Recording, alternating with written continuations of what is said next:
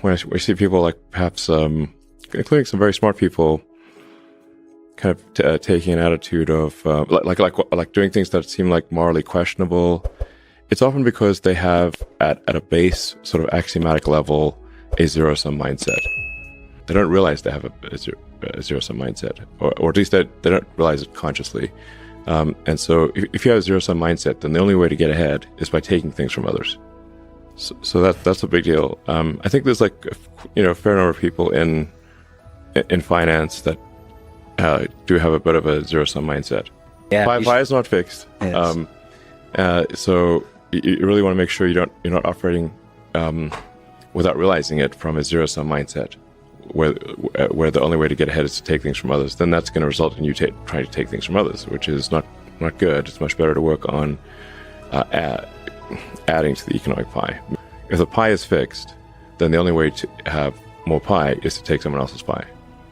But this is false. Like, obviously the pie has grown dramatically over time, the economic pie. I think if you care about the reality of goodness instead of the perception of it, philanthropy is extremely difficult. Tesla is accelerating sustainable energy. SpaceX is trying to ensure the long-term survival of humanity with a multi-planet species. This is love of humanity. SpaceX, Tesla, Neuralink, and Boring Company are philanthropy. If you say philanthropy is love of humanity, they are philanthropy. Well, for sure, it would be very problematic if I was consuming billions of dollars a year in personal consumption. But that is not the case. In fact, I don't even own a home right now. I'm literally staying at friends' places. If I travel to the Bay Area, where most of Tesla engineering is, I basically rotate through friends' spare bedrooms. I mean, at this point, it's water off a duck's back. I actually don't think about that too much. It's not as though there's that my personal consumption is high. The one exception is a plane, but if I don't use the plane, then I have less hours to work. Every good hour or even minute of thinking about Tesla and SpaceX has such a big effect on the company that I really try to work as much as possible, to the edge of sanity, basically. But there are many instances where a half-hour meeting, I was able to improve the financial outcome of the company by $100 million in a half-hour meeting. We don't think too much about what competitors are doing, just because I think it's important to be just focused on making the best possible products. First principles analysis, I think, is something that can be applied to really any walk of life, anything really. It's really just saying, let's boil something down to the most fundamental principles, the things that we are most confident are true at a foundational level.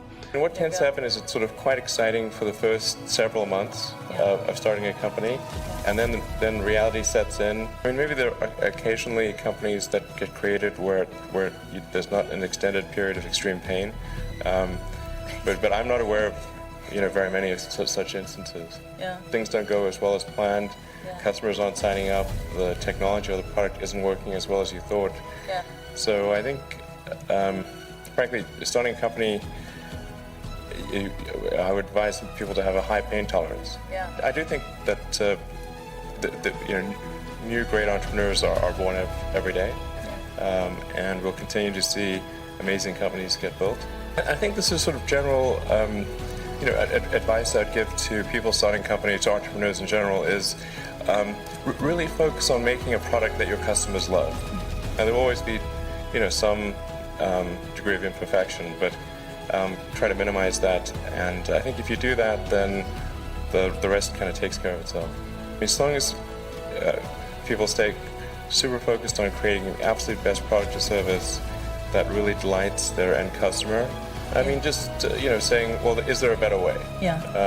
To ask that question. Yeah. I think sort of how incredible the Apollo program was, and just, I mean, if you ask anyone and say, name some of humanity's greatest achievements in the 20th century, the Apollo program landing on the moon would make, in many, if not most places, be number one.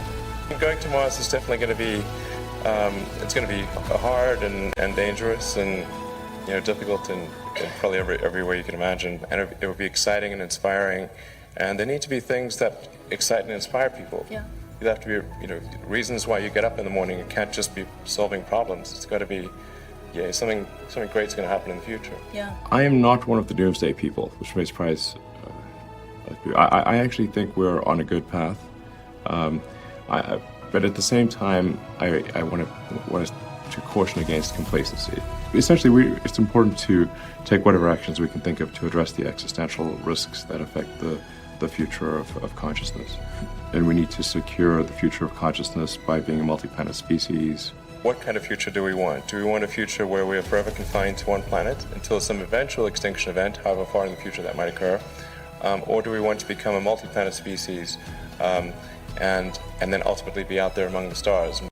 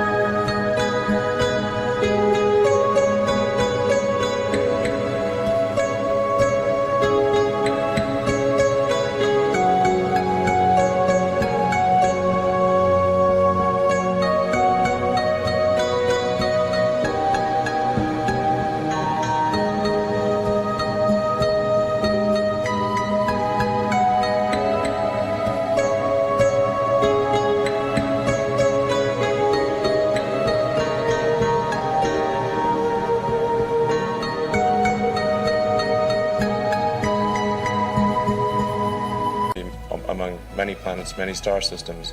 And so there's the defensive reason of protecting the future of humanity, ensuring that the light of consciousness is not extinguished should some calamity befall Earth.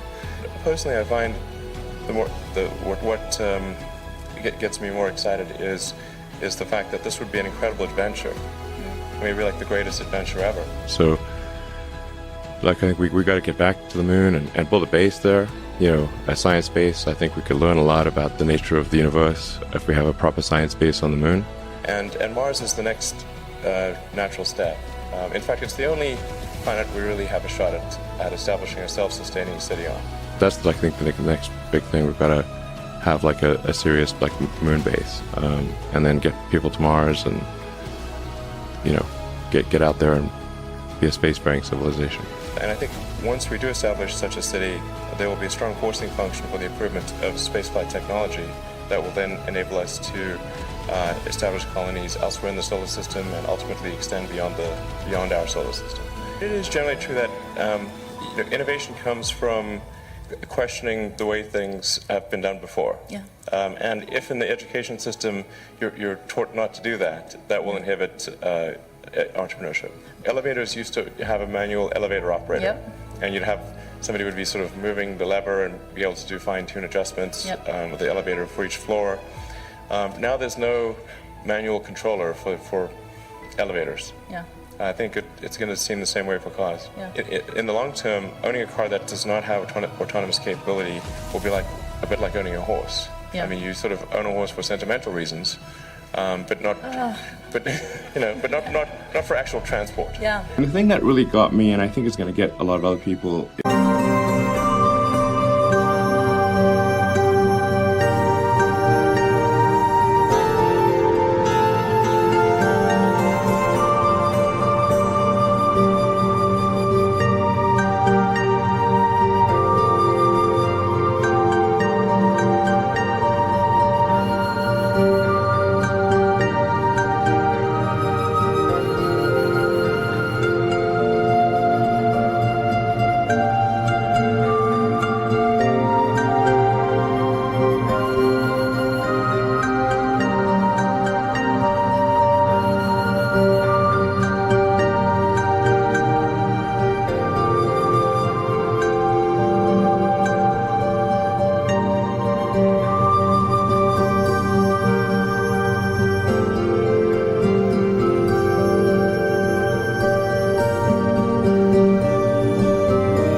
that there are just so many false dawns with self-driving, where you think you've got the problem, have a handle on the problem, and then turns out you just hit a ceiling. admittedly, these may be an infamous last words, but I actually am confident that we will solve it this year.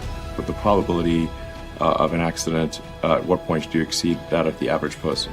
Right. I think we will exceed that this year. We need cameras and silicon neural nets in order to have self-driving work for a system that was designed for eyes and biological neural nets. You don't realize basically how dumb you were. And then it happens again. Obviously, we need to be careful that this doesn't become a dystopian situation.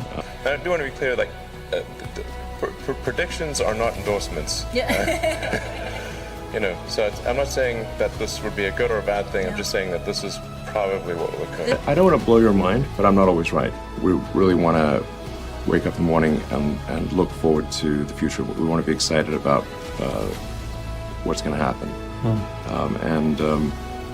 And life cannot simply be about sort of solving one miserable problem after another. So long as we are not complacent, as long as we have a high sense of urgency about moving towards a sustainable energy economy, then I think things will be fine. Well, I think if you want the future to be good, you must make it so. Take action to make it good, and it will be.